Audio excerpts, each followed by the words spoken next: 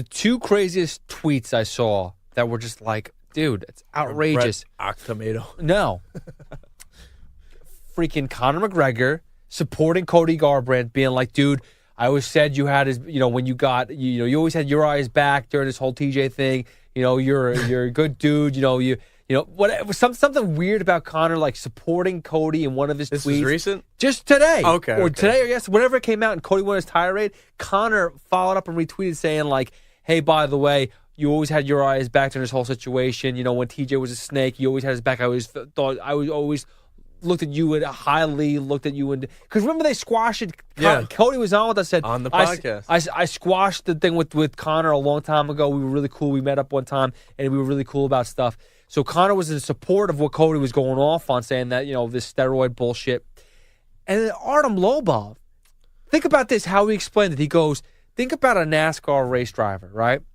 You give everyone 100% limited, 100% of fuel, but with limited amount of fuel. So you have to refuel at some point in time. And then you give one guy with 120% of fuel. Yeah, he's not going to stop off the gas pedal. Yeah. And that guy going into that race is going to know he's got the extra fuel. Yeah. It's just like steroids with the body, man. Lobov and McGregor coming through with the like, oh, wow, wait, not groundbreaking moment, but like, now I understand where you're coming from. Listen, and Lobov, whatever he did in the bare knuckle fighting was ridiculous. I don't understand how they could. Did he win or lose? I saw a highlight. He won barely. He lost the last 2 rounds, but he probably won the first 3. Again, you watched the whole? I did. It was 2 minute, 3 minute round? 2 minute rounds for 5 rounds. Wow. Yeah. That's fast. Yeah, it's very fast. But it's needed because, dude, you can't go further than that. They were at the end. They were so bloodied, so scarred up. So a bunch of people talking like, oh, this is barbaric. I can only imagine the concussions that these people, like just generic people, like random people throwing out there. Be like, these people, these fighters, like, concussion. You talk about concussions. These guys are all probably banged up worse than anybody else. And Jason Knight went in and not attacked, but said, dude, it's all scrapes and cuts, stuff like that. Like, I'm 100% fine. Like, that's all just like bruising on my face. Like, I got no...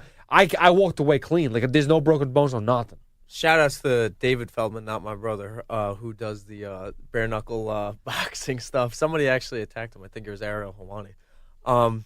But a couple things. Yeah, for stealing money from that dude. Yeah. That was crazy. Come on, Mr. Feldman. Figure it out, man. But a couple things. I don't know how tight the wraps are. Maybe if we get like Paulie on or Artem or somebody, maybe Jason Knight, and we ask them like about the wraps. How does it feel compared? Oh, yeah, I saw that with Chase Sherman, man, stepping up from Island Fights. He's all over the place these days, dude. He's not giving it up. But I don't know where to go. I appreciate it. Maybe he's tweeting his own tweets by now. But dude, I don't know. Jason Knight saying it's just cuts and scrapes and bruises. I mean, yeah, you say that, but I want to know the science behind it. Like, Rogan is so adamant about this. If you have no gloves, a.k.a. casts, where they wrap it at 10,000 times and put a pad over it, and you don't swing it like Chuck Liddell, if you know you have to be a little more precise, are you not going to wing it as much because you might break your wrist? I saw some of the highlights. They didn't give a shit about wrist breaking or fingers breaking. They were going all at it, dude. So we got to figure that out. And the last thing, dude, Kimbo Slice is like, where the fuck was this 10 years ago? He would be a fucking champion. I know. Kimbo is, unfortunately, the late Kimbo Slice. That was his era, dude. That's what he did. Exactly what he needed. Exactly what he did. It was snatch. It was entertaining, but it was also like, it's something that I can't really watch on the regular. I'll be honest. Bare knuckle fighting. I haven't seen a knockout yet. Bare knuckle fighting, I did. I mean, Chris Lieben knocked the guy out. Was it more vicious than an MMA type of knockout? No, I just, they curl up more. What like when you see a fighter like just curl up after they get like hit really hard and they've been taking a lot of damage, and then at one point I was like, dude, like I just like when Conor gives up his back, it's like I'm about to be choked out. I'm sick and tired of getting punched in the face. I'm over this. Yeah. But this happens sometimes. Sometimes it happens sooner because with one good punch, direct hit or whatever it is, like the scraping, the cut.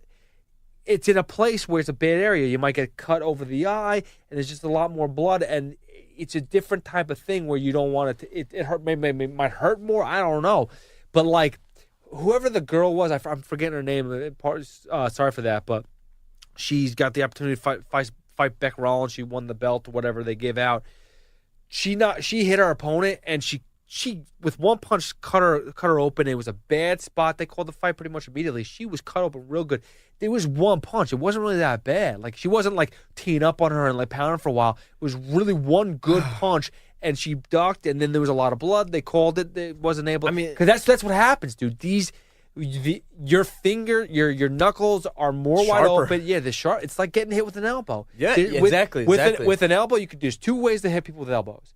You can go a strike where it's with more of like the meatier part of your bone, or you can go on the edge, Kenny Florian style, and just slice them open, dude. Bleeds. Yeah, I mean, one punch that opened it up. She probably wasn't concussed. She could probably fight next week, but the scar tissue, like that thing is fucked. That cut is fucked. Oh yeah. But dude, anyway, we'll try to get Paulie on to talk about this. I'm sure he'd love to talk to us again. Yes. I mean, Artem Lobov, it's happening. Is that a couple weeks that I see like a late April 6th, I guess, whatever the number is. Yeah. Well, I can't wait for that. It's gonna be fun promotion. I'm gonna Paulie write an slapping article him. about it so you can find that on radio.com. What promotion?